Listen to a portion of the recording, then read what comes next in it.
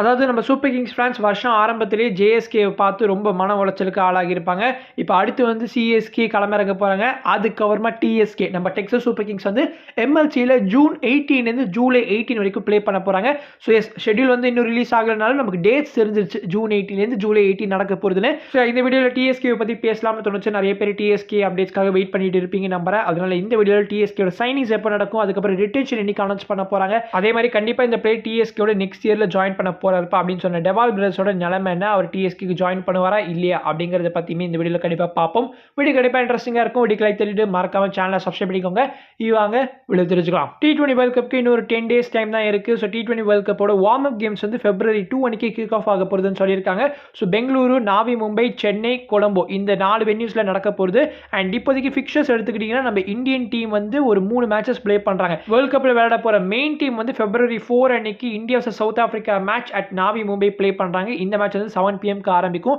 அதே மாதிரி India A team இருக்காங்க இல்லையா, அவங்க ஒரு 2 மேட்சஸ் ப்ளே பண்றாங்க. ஸோ February 2 அன்னைக்கு யூஎஸ்ஏக்கு அகைன்ஸ்டா நாவி மும்பையில் 5 PM க்கு இந்த மேட்ச் ஆரம்பிக்க போகுது. அதுக்கப்புறம் லாஸ்ட் அண்ட் ஃபைனல் கேமா இந்தியாவுக்கு நமீபியாவுக்கு எதிராக பெங்களூருல 5 PM க்கு ஆரம்பிக்க போகுது. ஸோ இந்த 3 மேட்சஸ் தான் வந்து இந்தியா ப்ளே பண்ண போறாங்க. இந்தியா ஏ ஸ்குவாடையுமே அறிவிச்சிருக்காங்க.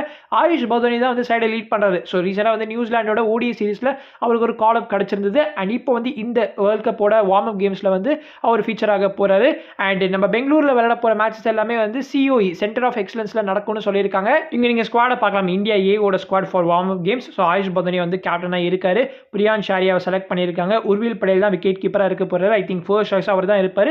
நாராயண் ஜெகதீஷன் மேபி பேக்கப்பா செலக்ட் பண்ணியிருப்பாங்க. மனோ சூத்தர் தான் வைஸ் கேப்டனா இருப்பாரு. Khaleel Ahmed and Gurjapneet Singh 2 CSK pacers வந்து செலக்ட் ஆகியிருக்காங்க. ரியான் பராக் ஸ்குவாட்ல இருக்காரு. பட் ஸ்டில் ஆயுஷ் பதோனியை ப்ரிஃபர் பண்ணியிருக்காங்க கேப்டனா. ஸோ இது ஒரு டிஃப்ரெண்ட் மூவா நான் பார்க்குறேன். நம்ம சேப்பாக் ஸ்டேடியம்ல 4 வார்ம் அப் கேம்ஸ் நடக்கிறது. February 2 Canada vs Italy, February 3 Nepal vs UAE, February 5 Canada vs Nepal and லாஸ்டா February 6 அன்னைக்கு இட்டாலி vs UAE. பாகிஸ்தான் இந்த வார்ம் அப் ஃபிக்சர்ஸ்ல வெறும் ஒரே ஒரு மேட்ச் தான் ப்ளே பண்றாங்க. அயர்லாந்துக்கு எதிராக February 4 கொலம்போல இந்த மேட்ச் நடக்கிறது. பட் ஸ்டில் பாகிஸ்தான் டீம் அவங்களோட வேர்ல்ட் கப் பார்ட்டிசிபேஷனை கன்ஃபார்ம் பண்ணாம இருக்காங்க. பாகிஸ்தான் கிரிக்கெட் போர்டோட சீஃப் மோசின் நக்வி ரீசெண்டா போஸ்ட் பண்ண ஒரு ட்வீட்ல வந்து என்ன சொல்லியிருக்காருன்னா, பாகிஸ்தானோட வேர்ல்ட் கப் பார்ட்டிசிபேஷன் நாளைக்கு அதாவது ஃப்ரைடே ஆர் கமிங் மண்டே அன்னைக்கு எடுக்கப்படும்னு சொல்லியிருக்காரு. நெதர்லாண்ட்ஸ் கிரிக்கெட் டீம் இப்போ கரண்டா சூப்பர் கிங்ஸ் அகாடமியில் ட்ரெயின் பண்ணிட்டு வராங்க. ஸோ நம்ம மேக்ஸோட நெதர்லாண்ட்ஸ் கிரிக்கெட்டர் இருக்கார் இல்லையா, அவரோட யூடியூப் சேனலில் வந்து ரொம்ப சூப்பரான விளாக்ஸ்லாம் வந்து போஸ்ட் பண்ணிட்டு இருக்காரு. அவரோட லேட்டஸ்ட் வீடியோ செக் பண்ணி பார்த்தீங்கன்னா சூப்பர் கிங்ஸ் அகாடமியில் எப்படி ட்ரெயின் பண்ணிட்டு இருக்காங்க நெதர்லாண்ட்ஸ் கிரிக்கெட் டீம் அப்படிங்கிறது உங்களுக்கு தெரிய வரும். வெஸ்ட் இண்டீஸ் ரீசெண்டாக அவங்கள வேர்ல்ட் கப் ஸ்குவாட அறிவிச்சிருப்பாங்க. ஷாய் ஹோப் தான் லீட் பண்ண போறது. அகில் ஹோசன் இந்த வேர்ல்ட் கப் ஸ்குவாட செலக்ட் ஆகியிருக்காரு. லைக்வைஸ் ரீசெண்டாக SA20 கலக்கின ஷோஃபின் ரூத்தர்ஃபோர்டுமே ஸ்குவாட்ல இருக்காரு. வெஸ்ட் இண்டீஸோட 2016 டீம் பார்த்து சில்ட்ரையை சதற விட்ட கும்பல்ல நானும் ஒருத்தன். ஸோ அப்படிப்பட்ட டீமை பார்த்து எனக்கு கண்டிப்பாக இந்த வேர்ல்ட் கப் ஸ்குவாட பார்க்குறப்போ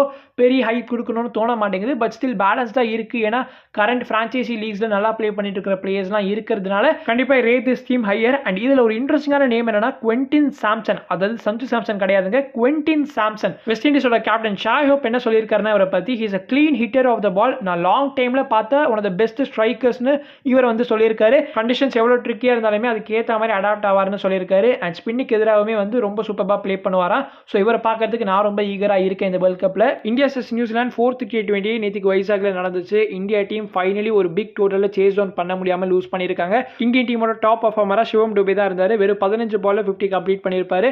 அண்ட் 23 பந்துகள்ல 65 ரன் ஸ்கோர் பண்ணியிருந்தாரு. அது ஒரு அன்பார்ச்சுனேட் டிஸ்மிஷன் நடந்து அவுட் ஆகியிருப்பாரு. ஹர்ஷித் ராணா பேட் பண்ணிட்டு இருந்தாரு.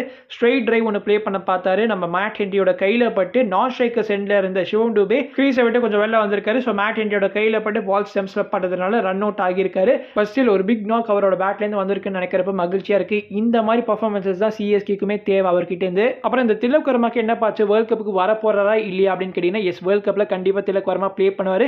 February 3 அன்னைக்கு அவருக்கு ஃபுல் மேட்ச் ஃபிட்னஸ் கிடைக்கும்னு சொல்லியிருக்காங்க. மும்பைல டீமோட ஜாயின் பண்ணிடுவாராம். India vs south Africa warm up match நடக்க போறதுன்னு சொல்லியிருந்தேன் இல்லையா February 4 அன்னைக்கு. ஸோ அந்த மேட்ச்ல திலக் வர்மா மைட் ஃபீச்சர்னு சொல்லியிருக்காங்க. அன்னைக்கு நம்ம எல்லாருக்கும் ஒரு கிளியர் பிக்சர் கிடைச்சிடும் வெதர் சஞ்சு சாம்சன் பிளேயிங் லெவலில் இருக்க போறாரா வேர்ல்ட் கப்ல அப்படின்னு. இப்போ நம்ம ஒரு முக்கியமான விஷயத்துக்கு வருவோமே. So Ruturaj as opener of CSK இது நடக்கிறதுக்கான வாய்ப்புகள் கொஞ்சம் அதிகமா இப்போ இருக்கு. ஏன் அப்படி சொல்றேன்னு கேட்டீங்கன்னா, ஆன்கோயிங் அண்டர் 19 வேர்ல்ட் கப்ல இந்தியன் டீமோட கேப்டனா ஆயுஷ் மாத்ரே இருக்காரு. லாஸ்ட் 2 கேம்ஸ் நம்பர் 3 தான் என்டர் ஆகியிருப்பாரு. யூஎஸ்ஏ அண்ட் பங்களாதேஷ்க்கு எதிராக 19 and 6 ரன்ஸ்க்கு ஆட்டம் இழந்த ஆயுஷ் மாத்ரே நியூசிலாந்துக்கு எதிராக நம்பர் 3 என்டர் ஆகி 53 ரன் ஸ்கோர் பண்ணியிருப்பாரு.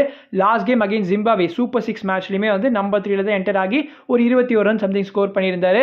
இதனால எப்படி ஆயுஷ் மாத்ரே நம்பர் 3 சிஎஸ்கேக்காக ப்ளே பண்ணுவாருன்னு கேட்டீங்கன்னா, சிஎஸ்கேக்காக ருத்ராஜ் ஓப்பனரா ப்ளே பண்றப்ப அவரோட ரெக்கார்ட் ரொம்ப நல்லா இருந்திருக்கு. அவரோட பர்சனல் டிசிஷன் பொசிஷனுக்காக தான் நம்பர் 3ல ப்ளே பண்ணிட்டு இருக்காருங்கிறது நம்ம எல்லாருக்கும் ரொம்ப நல்லா தெரியும். பட் ஸ்டில் ஆயுஷ் மாதிரி இப்போ நம்பர் 3ல நல்லா பெர்ஃபார்ம் பண்றதுனால சிஎஸ்கே கொஞ்சம் ரிலாக்ஸா இருக்கலாம். அவங்களுக்கு நல்ல ஃபிளெக்சிபிலிட்டி கிரியேட் ஆகிருக்கு டாப் ஆர்டர்ல. ஆயுஷ் அண்ட் சஞ்சு ஓபன் பண்ணிட்டு ருத்ராஜ் நம்பர் 3ல வரலாம். ஆர்எல்ஸ் ருத்து அண்ட் சஞ்சு ஓபன் பண்ணிட்டு ஆயுஷ் மாதிரி நம்பர் 3ல வரலாம். ஸோ இந்த மாதிரி நிறைய காம்பினேஷன்ஸ் இப்போ கிரியேட் ஆகிருக்கு. இது ஒரு நல்ல ஹெட்ஏக் ஃபார் சிஎஸ்கே. கண்டிப்பா என்னோட கட் ஃபீலிங் படி ருத்து அண்ட் சஞ்சு வந்து ஓப்பனர்ஸா பவர் பிளேல இன்னுமே டிஸ்ட்ரக்டிவா இருப்பாங்க. ஜஸ்ட் பிகாஸ் இந்தியன் டீம்ல நீங்க என்டர் ஆகணும் அப்படிங்கிற அந்த ஒரே காரணத்துக்காக நீங்க நம்பர் 3ல வரீங்கன்னா அது சிஎஸ்கேக்கு தான் பாதிப்பா முடியும். ஸோ அழகா அந்த நம்பர் 3லாம் விட்டுட்டு ஓப்பனிங்ல வாங்க. ருத்து அண்ட் சஞ்சுவோட காம்போவுமே பக்காவா இருக்கும் அப்படிங்கிறது என்னோட ஒரு கருத்தா இருக்கு. ஏன்னா லாஸ்ட் வீடியோல தான் சஞ்சுவோட பெர்ஃபார்மன்சஸ் வந்து ரீசென்ட் டைம்ல சரியா இல்லைன்னு சொல்லியிருந்தேன். மோரோவர் நேத்திக்கு நடந்த மேட்ச்ல கூட 25 ரன்னுக்கு அவுட் ஆகியிருக்காருங்க. எஸ் இது எல்லாமே அக்செப்டட் தான். பட் ஸ்டில் ஐபிஎல்னு வரப்போ அவர்கிட்ட நீங்க நம்பிக்கை வைக்கலாம் அப்படின்றது தான் லாஸ்ட் வீடியோ நான் மென்ஷன் பண்ணியிருப்பேன். அதில் நான் ஸ்டிக் ஆன் பண்ணிக்கிறேன். ருத்ராஜ் அண்ட் சஞ்சுவா ஆர்எல்ஸ் ருத்ராஜ் அண்ட் ஆயுஷா ஆர்எல்ஸ் ஆயுஷ் அண்ட் சஞ்சுவா இதுல யார் பெஸ்ட் இந்தியன் ஓப்பனிங் பேர் அப்படிங்கறத கமெண்ட்ஸ்ல போடுங்க. ஃபைனலா எம்எல்சியோட அப்டேட்ஸ்க்கு வரலாம். ஸோ எம்எல்சி 2026 ஜூன் 18 ஆரம்பிக்க போகுது. ஜூன் 18 இருந்து ஜூலை 18 வரைக்கும் ரன் ஆக போகுது. ஸோ சான் பிரான்சிஸ்கோ யூனிகார்ன்ஸ் வந்து ஷேன் வாட்சனை ரீசெண்டாக ரிலீஸ் பண்ணியிருப்பாங்க ஒரு ஹெட் கோச் பதவியிலேருந்து. அண்ட் நியூ ஹெட் கோச்சுமே இப்போ அறிவிச்சிருக்காங்க. கேமரன் வெயிட் அப்படிங்கிற ஆஸ்திரேலியன் பிளேயர் தான் இப்போ சான் பிரான்சிஸ்கோ யூனிகார்ன்ஸோட ஹெட் கோச்சா இருக்க போறாரு. உண்மையை சொன்னா இது மட்டும் தான் அஃபிஷியலா வந்திருக்கு எம்எல்சி 2026 பத்தி. அதை தவிர வேற எதுவுமே இப்போதைக்கு அஃபிஷியலா ரிலீஸ் பண்ணல. பட் அன்அஃபிஷியலா ஒரு சில விஷயங்களை நம்மளே கன்ஃபார்ம் பண்ணிடலாம். February 15 அன்னைக்கு தான் ரிட்டன்ஷன்ஸ் அனௌன்ஸ் பண்ண போறாங்க எல்லா டீம்ஸுமே. இதே அப்புறம் இவ்வளவு ஷோரா சொல்றேன் அப்படின்னு கேட்டீங்கன்னா எம்எல்சி 2025 சீசன்ல வந்து February 15, 2025 அன்னைக்கு வந்து அஃபிஷியலா அந்த ரிட்டன்ஷனை அனௌன்ஸ் பண்ணியிருந்தாங்க. அதுக்கப்புறம் எம்எல்சி 2025க்கான டிராஃப்ட் நடந்துச்சு. லைக்வைஸ் இந்த எம்எல்சி 2026 சீசனுக்கான டிராஃப்ட் அண்ட் ரிட்டன்ஷன் வந்து கண்டிப்பா இந்த February மாசம் நடக்கும். The only issue T20 World Cup, whether T20 World Cup அப்போ வந்து இந்த டிராஃப்ட் நடக்குமா or else T20 World Cup முடிஞ்சதுக்கு அப்புறமா டிராஃப்ட் நடத்த போறாங்களா இல்லையாங்கிறது தெரியல. பட் கண்டிப்பா ரிட்டன்ஷன் வந்து எல்லா டீம்ஸும் அனௌன்ஸ் பண்ணிடுவாங்க. That is for sure. Retention date அனௌன்ஸ்மென்ட்க்கு அப்புறமா டிஎஸ்கேயோட ரீடைன் அண்ட் ரிலீஸ் பிளேஸ் யாரா இருக்கலாம் அப்படிங்கறத பத்தி கண்டிப்பா நான் ஒரு வீடியோ போஸ்ட் பண்றேன். ஃபைனலா நம்ம பிரேவ்ஸ் டு டிஎஸ்கே விஷயத்துக்கு வரலாம். ஸோ பிரேவ்ஸ் வந்து டிஎஸ்கே கண்டிப்பா வரணும் அப்படிங்கிறது தான் ஃபேன்ஸ் எல்லாரோட கருத்தாவுமே இருக்கு. Last year braves CSK join பண்ணி அவரோட பெர்ஃபார்மன்ஸை பார்த்ததுக்கு அப்புறமா சிஎஸ்கே ஃபேன்ஸ்லாம் வந்து கண்டிப்பா இந்த பிளேயர் வந்து ஆல் 3 சூப்பர் கிங்ஸ் பிரான்ச்சைசிஸ்க்குமே ப்ளே பண்ணணும்ப்பா அப்படின்னு தான் வந்து விஷ் பண்ணாங்க. ஸோ ஜேஎஸ்கேல மிஸ் ஆகிருச்சு, ஆனால் டிஎஸ்கேல மிஸ் ஆகக்கூடாதுப்பா அப்படிங்கிறது தான் இப்போ எல்லாருமே ஹோப் பண்ணிட்டு இருக்கோம் இல்லையா. கண்டிப்பாக நீங்கள் எல்லாரும் அதிக எக்ஸ்பெக்டேஷன்ஸே வைக்கலாம். பிரேவ்ஸ் டு டிஎஸ்கேக்கான சான்சஸ் ரொம்ப ஹையாக இருக்கு. ஆனால் இதில் ஒரு சில காம்ப்ளிகேஷன்ஸ் இருக்கு. அது என்ன அப்படிங்கிறத நான் ஒன் பை ஒன்னா சொல்றேன். எம்எல்சியில் எப்படி பிளேயர்ஸ்லாம் சைன் பண்ணுவாங்க அப்படிங்கிறது உங்க எல்லாருக்கும் ரொம்ப நல்லா தெரியும். ஸோ டைரக்ட் சைனிங் தான். அதாவது பிளேயர்ஸை வந்து டேரக்டா அப்ரோச் பண்ணி அவங்களோட ஏஜென்ட் மூலியமா வந்து சைன் பண்ணுவாங்க. யூஎஸ்ஏ பிளேயர்ஸ்க்கு ஆஸ் யூ நோ டிராஃப்ட் நடக்கும். அதுவுமே ஒரு 3 or 4 பிளேயர்ஸ் தான் வந்து ஒரு டீம் வந்து பிக் பண்ணுவாங்க. ஸோ டிஎஸ்கே பிரேவ்ஸை சைன் பண்ணணும்னா ஃபர்ஸ்ட் அவங்கள அப்ரோச் பண்ணணும். அவங்களோட ஏஜென்ட் அப்ரோச் பண்ணி அவங்க வந்து நெகோஷியேட் பண்ணணும். இந்த வேல்யூக்கு நாங்கள் சைன் பண்றப்பா அப்படின்னு ஒரு கான்ட்ராக்ட் போடணும். எவ்வளவு வேல்யூக்கு ஒரு பிளேயரை சைன் பண்ணிருக்காங்க அப்படிங்கிறது ஃபேன்ஸ் ஆகி நம்மளுக்கு தெரியாது. இன்கேஸ் டிஎஸ்கேவால பிரேவ்ஸோட எக்ஸ்பெக்டட் வேல்யூ வந்து ரீச் பண்ண முடியலனா கண்டிப்பா இந்த சைனிங் நடக்காது. 2023 எம்எல்சியில் பிரேவ்ஸ் எம்ஐ நியூயார்க் டீமுக்காக ப்ளே பண்ணியிருந்தாரு. 2025 எம்எல்சியில் பிரேவ்ஸ் ப்ளே பண்ணல. அதுக்கு பதிலாக ஹாம்ஷயர் கவுண்டி டீமுக்காக ப்ளே பண்ணியிருப்பாரு இன் T20 blast. So braves once again T20 blast play பண்றதுக்காக இந்த வருஷம் போவாரான்னு கேட்டீங்கன்னா அதுக்கான வாய்ப்புகள் ரொம்ப குறைவு தான். ஆல் 0ன்னு கூட சொல்லலாம். ஏன்னா பிரேவ்ஸோட வேல்யூ ரொம்ப ஹையா போயிருச்சு. If I'm not wrong IPL சிஎஸ்கேக்காக ப்ளே பண்றதுக்கு முன்னாடி தான் ஹாம்ஷயருக்காக பிரேவ்ஸ் சைன் பண்ணியிருந்தாரு.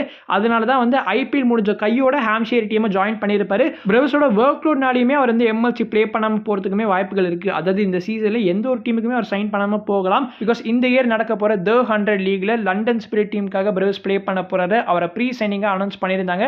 எம்எல்சியோட ஃபைனல்ஸ் ஜூலை 18 அன்னைக்கு இருக்கு. ஸோ ஜூலை 21 தான் வந்து The 100 ஆரம்பிக்கிறது. ஜூலை 21 ஆகஸ்ட் 16 வரைக்கும் ரன் ஆக போகுது. அதனால எம்எல்சி அண்ட் The 100க்கு ஒரு நல்ல ஒரு 3 days கேப் இருக்கிறதுனால கண்டிப்பா எம்எல்சிலையுமே அவரால் ப்ளே பண்ண முடியும். பட் என்ன பிரச்சனைனா IPL MLC The 100 back to back லீக்ஸ்ல பிரேவ்ஸால ப்ளே பண்ண முடியுமா அப்படிங்கிறது ஒரு சந்தேகம். மேபி பிரேவ்ஸ் கிட்ட டிஎஸ்கே ஒரு நல்ல ஆஃபர் முன் வச்சாங்கன்னா மேபி இந்த சைனிங் நடக்கலாம். அது சிஎஸ்கேக்காக இந்த சீசன்ல நல்லா பெர்ஃபார்ம் பண்ணாருன்னா கண்டிப்பா அவரே வில்லிங்கா இருப்பாரு திரும்ப சூப்பர் கிங்ஸ் பிரான்ச்சைஸில் ப்ளே பண்ணணும்னு. அதனால நீங்க என்ன ஃபீல் பண்றீங்க? டிஎஸ்கேக்கு பிரேவ்ஸ் வருவாரா இல்லையா அப்படிங்கிற உங்களோட கருத்துக்களை மறக்காம கமெண்ட்ஸ்ல ஷேர் பண்ணுங்க. நான் உங்களை அடுத்த வீடியோவில் சந்திக்கிறேன். அது வரைக்கும் பீஸ், பை.